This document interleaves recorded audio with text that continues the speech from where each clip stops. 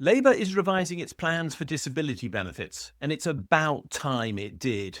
120 or more of its own MPs objected to the plans that Keir Starmer and Liz Kendall had to cut personal independence payments for some of the most vulnerable people in the UK.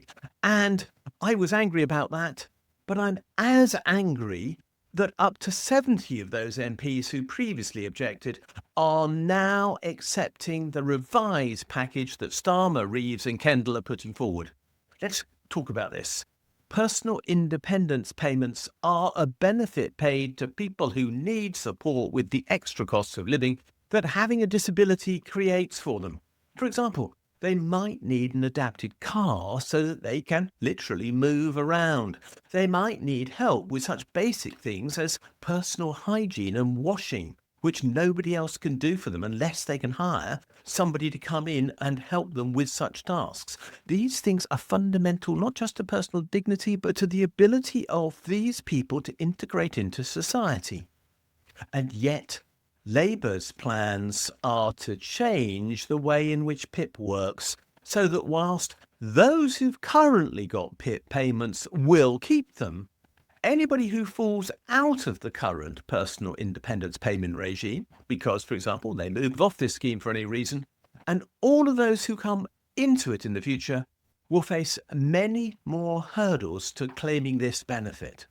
Labour's aim is still to cut billions, precisely how many billions we don't know, but up to 3 billion is thought to be likely, out of the payments being made to people with disabilities, some of the most vulnerable people in our society.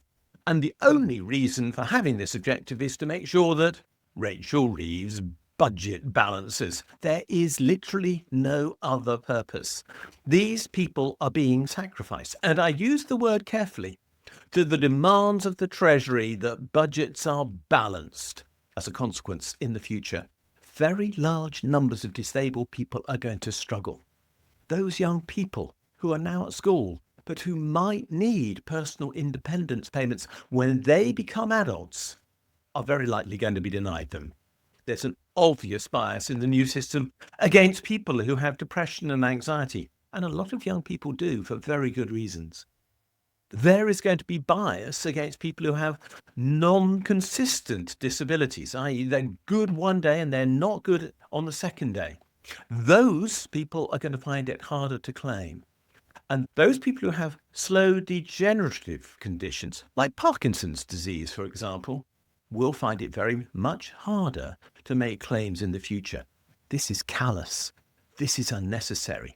This is delayed austerity.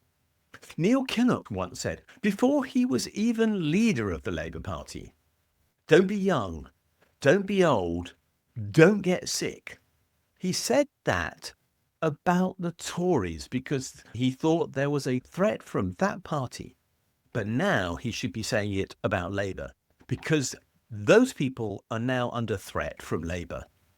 And at the same time, I'm really angry because nobody in Labour is asking relevant questions. Not one of them is asking, why do we need to penalise some of the most vulnerable people in the UK when the wealthiest are still getting vast quantities of state benefits a year? The total cost of pension tax reliefs in the UK is each year £70 billion of tax foregone. In other words, because people put money aside into their pension schemes, they get in combination through income tax reliefs, national insurance reliefs, corporation tax reliefs for their employers, and the tax relief that is available within a pension fund, reliefs totaling £70 billion a year.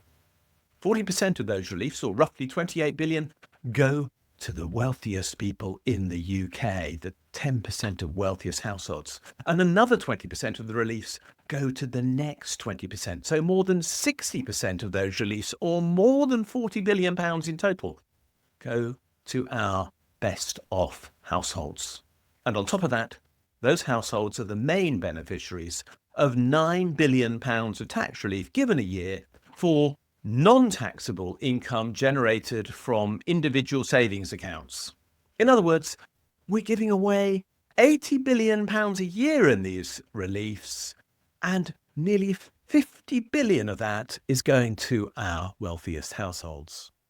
Just cut out the higher rate relief on pensions, and I reckon you could save up to £14 billion a year. More than enough to easily cover all the payments of benefits that would be necessary to meet the needs of all the people who are currently being prejudiced, harmed, and actually abused by the benefit system while they're trying to get personal independence payments. But why is no Labour MP asking about why this is the case? Why aren't they asking why the wealthy are benefiting when the poor are being penalised? There is no justice in this. This is just a system that perpetuates injustice. That's what it's about. The system has a deliberate bias against the poor in it, and Labour aren't questioning that. And I believe they should be. They're scrutinising every penny they're paying to help the sick and the disabled, but they aren't looking in any way at the money that is literally being bunged towards the wealthy who are already secure in their wealth. And that is wrong. Those 70 Labour MPs who backed down have sold out. There's no other way to describe them, and I hope their constituents remember that.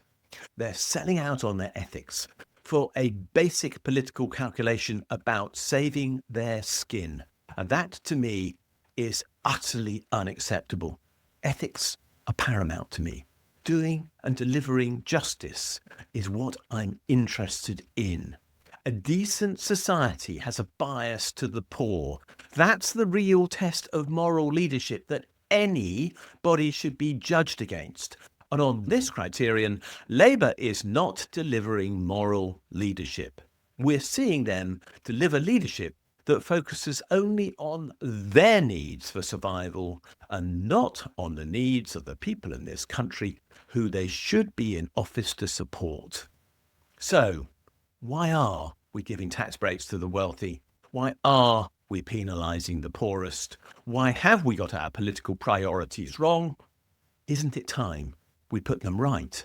And isn't it time that we have politicians who actually knew the difference between right and wrong and did the right thing?